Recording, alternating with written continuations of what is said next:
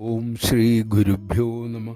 ബ്രഹ്മചാരിയെ ആശ്രമത്തിൽ താമസിക്കാൻ ശ്രമിക്കുന്ന മകനെ വിളിച്ചുകൊണ്ട് പോകാൻ മാതാപിതാക്കളെത്തി. മകനോട് തങ്ങളുടെ കൂടെ വരാൻ പറയണമെന്ന് അവർ അമ്മയോട് പറഞ്ഞു. അമ്മ പറഞ്ഞു, മക്കളെ, നിങ്ങളുടെ വിഷമം എനിക്ക് മനസ്സിലായി. പക്ഷെ ആ മോൻ പ്രായപൂർത്തിയായവനാണ്, സ്വയം എടുത്ത തീരുമാനമാണ്.